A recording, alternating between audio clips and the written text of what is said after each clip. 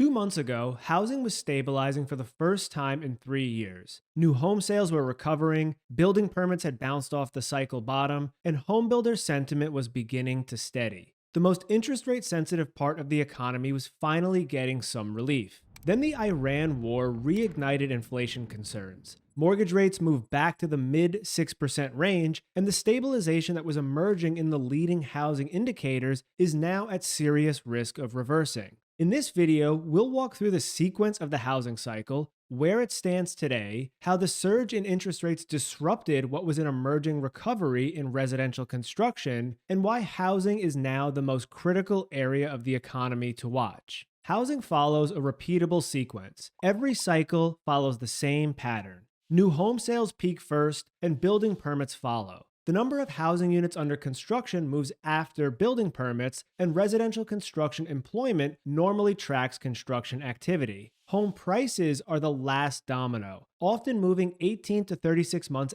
after the sequence began. Mortgage rates are the input variable for the entire housing sequence. Before the Iran war started, the expected path of interest rates was one that suggested mortgage rates in the 5% range by year end. As oil prices spiked and inflation fears ignited, now the interest rate path is one that holds mortgage rates in the mid 6% range with no relief in sight. That's a massive change in the early part of the housing sequence and another rug pull in a series of head fakes for the housing cycle recovery. Building permits and new home sales were responding to the easier monetary policy path. Permits bottomed at 1.3 million last August and recovered to 1.45 million by December. New home sales went from averaging in the low 600,000 range to nearly 800,000 last November. The data was starting to suggest that the leading housing indicators had found a floor. Homebuilder sentiment had also stabilized over the same window, holding above the readings registered in the fall of 2025. When all three leading variables move together or stabilize after a big shift in monetary policy inputs like mortgage rates, it's the type of cluster behavior that our framework looks for. The cluster was stabilizing and beginning to turn up.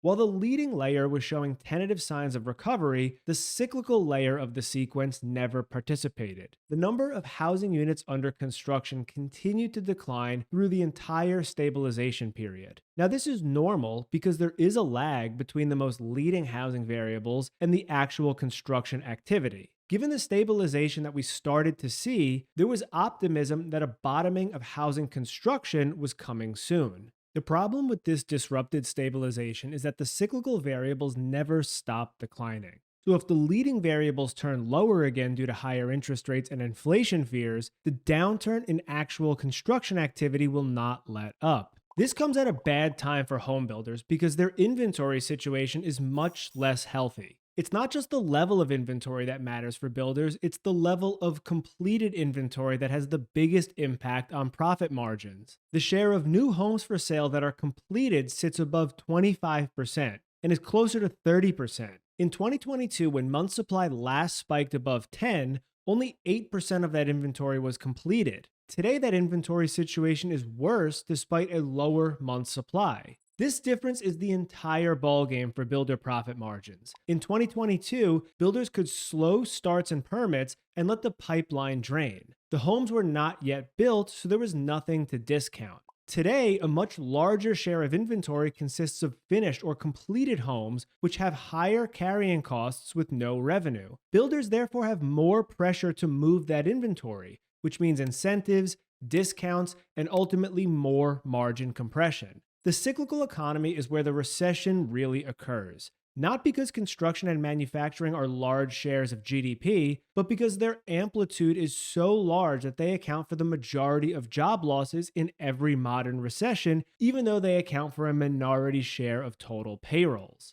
The transmission mechanism from slowing demand to layoffs runs through profit margins. When profit margins compress, layoffs follow. And when layoffs hit, those unemployed workers stop discretionary spending, credit defaults rise, and only then does services spending start to slow. This is the recessionary sequence, and it must flow through every single step. Every domino must fall. The buffer that's prevented this sequence from completing for over 3 years has been the extraordinarily high level of starting profit margins. Homebuilders entered this period with margins near 20%. That cushion is why units under construction have declined materially without triggering large residential construction layoffs. But these buffers are finite. A completed inventory share near 30%, combined with months' supply that's already elevated and now a downshift in sales volume, is the combination that compresses margins towards the threshold where layoffs become unavoidable.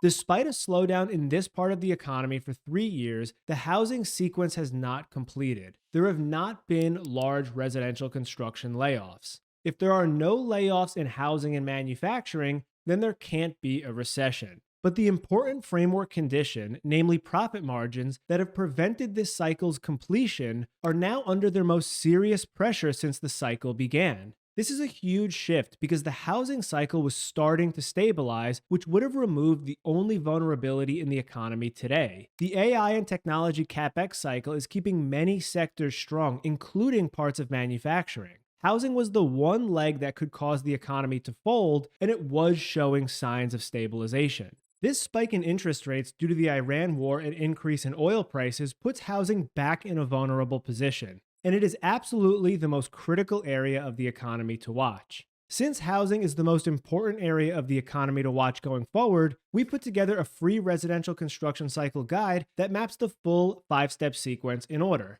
It shows exactly what indicators to follow and in what order. You can grab the free PDF guide using the first link in the description box below. Thank you for watching, and I will see you in the next video.